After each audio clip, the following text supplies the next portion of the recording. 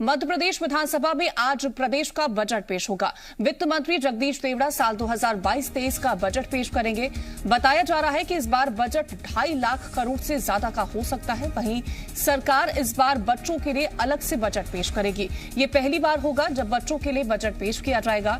ऐसे में सरकार की पूरी कोशिश रहेगी कि इस बार का बजट आम आदमी को न सिर्फ राहत देने वाला हो, बल्कि इस बजट में हर वर्ग के लिए कुछ न कुछ जरूर खास हो। तो आपको बता दें कि आज वित्त मंत्री जगदीश देवड़ा साल 2022-23 का बजट पेश करने वाले हैं और इस बार का ये जो बजट है वो 2.5 लाख करोड़ से ज्यादा का माना जा रहा है। और आपको ये भी बता दें कि सरकार पहली बार बच्चों के लिए अलग से खास बजट पेश करने वाली है। और आपको ये बता दें कि सरकार ये जो बजट पेश करेगी, ये उम्मीदें की जा रही है कि हर एक वर्ग को ध्यान में रखते हुए सरकार ने ये बजट तैयार किया हो।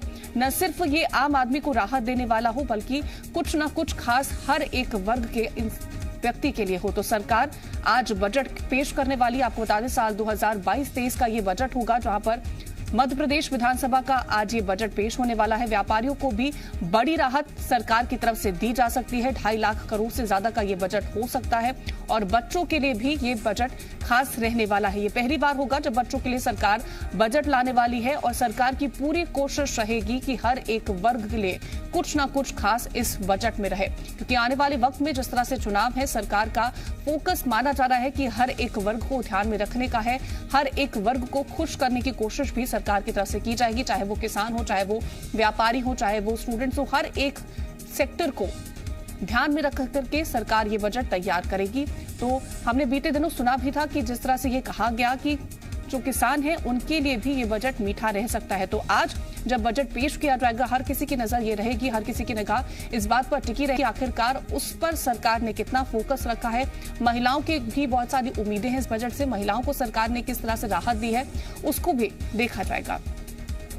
तो आज आपको हम बता दें कि जिस तरह से ये बजट पेश किया जाने वाला है साल 2022-23 के लिए, बजट बेहद खास रहने वाला है। जिस तरह से वित्त मंत्री जगदीश देवड़ा आज बजट पेश करेंगे, हर एक वर्ग की उम्मीदें सरकार से काफी ज्यादा है कि किस तरह से सरकार उसको एक बड़ी राहत देने वाली है, एक बड़ी छूट देने वाली है। चाहे वो महिलाएं हो, चाहे वो व्यापारी हो, चाहे वो किसान हो, चाहे वो छात्र हो, हर एक सेक्टर सरकार से उम्मीद लगा करके बैठा है कि सरकार उसके लिए कुछ ना कुछ खास जरूर करेगी और उसी को खास ध्यान में रखते हुए सरकार ने इस बजट को तैयार किया है। तो आज का दिन बेहद महत्वपूर्ण है। ये देखना होगा कि सरकार ने आखिरकार कितना ज्यादा फोकस हर वर्ग को ध्यान रखा है। स्वास्थ्य को लेकर के सरकार किस तरह से बजट लेकर के आने वाली है, इंफ्रास्ट्रक्चर को लेकर के सरकार का किस तरह से ध्यान रहने वाला है। बात अगर एमएसएमई को लेकर के करते हैं, छोटे उद्योगों को लेकर के करते हैं, तो सरकार उन पर कितना ज्यादा ध्यान रख रही है, ये भी देखना बेहद महत्वपूर्ण हो जाएगा। तो आज का दिन बेहद खास है क्योंकि आज सरकार साल 2022-23 का बजट लेकर के आने वाले है। और इसके साथ ही आपको ये बता दें कि आने वाले वक्त में जब चुनाव होने वाला है, तो ये भी माना जा रहा है कि सरकार की कोशिश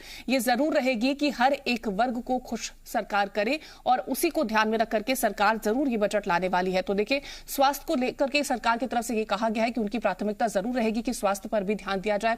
बच्चों पर भी सरकार का बहुत ज्यादा फोकस रहने वाला है।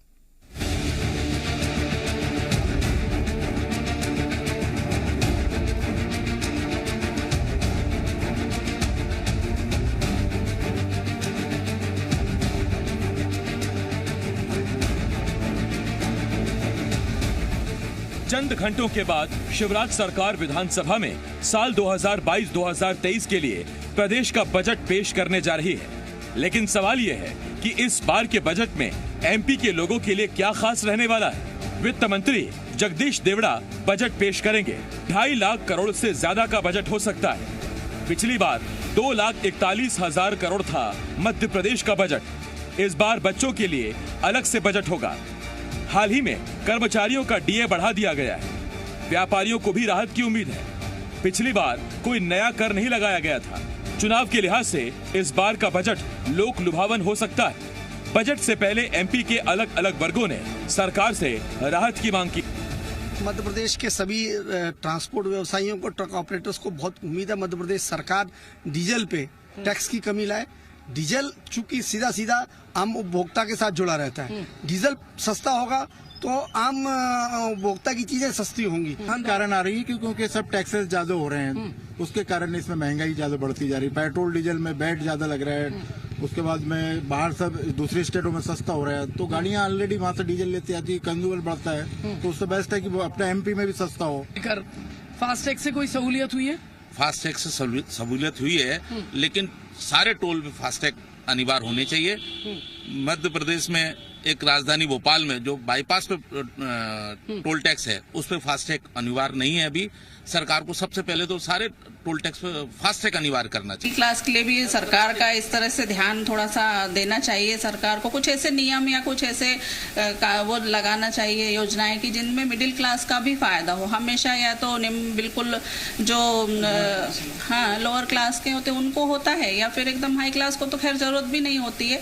तो थोड़ा सा इन सब चीजों के लिए मिडिल क्लास की तरफ भी ध्यान होना चाहिए सरकार का। कुछ महिला सुरक्षा की जहाँ तक बात की जाए तो जगह जगह थोड़ी थोड़ी दूरी पर कुछ ऐसे केंद्र खोलने चाहिए ताकि महिला आसानी से वहाँ तक अपनी बात कर सके।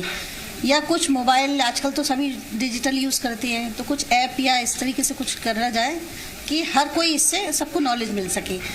एक तरफ जनता को इस बार के बजट से बहुत सी उम्मीदें हैं, तो वहीं सरकार भी दावा कर रही है कि इस बार का बजट सभी की उम्मीदों पर खरा उतरेगा।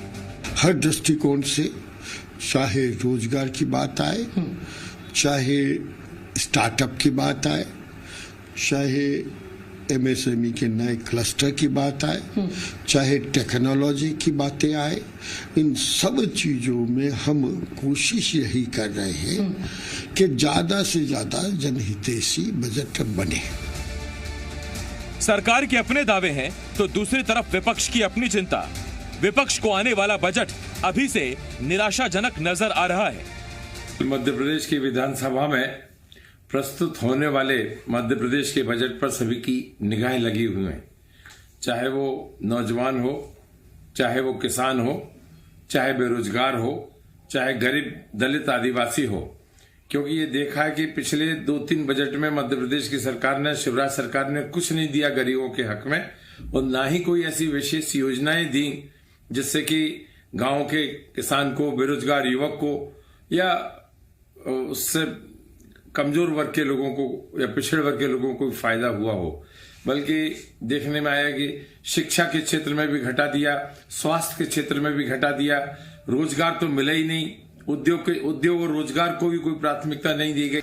दावे, दलीलों और उम्मीदों के साथ अब इंतजार है बजट का, जब सरकार इस वित्त वर्ष के लिए अपना हिसाब किताब और विजन रखेगी। लेकिन इतना जरूर है कि चुनाव से पहले बजट जनता को खुश करने वाला जरूर हो सकता है। आपके हिस्से में क्या आएगा, इसके लिए बस थोड़ा सा इंतजार और करना होगा। प्रमोद शर्मा, जी मीडिया, भोपाल। खबरों में बने रहने के लिए आप हमारे फेसबुक, ट्विटर और इंस्टाग्राम पेज को फॉलो कर सकते हैं। लेटेस्ट अपडेट के लिए आप हमारे यूट्यूब पेज को सब्सक्राइब भी कर सकते हैं। और हाँ, बेल आइकन पर क्लिक करना न भूलें।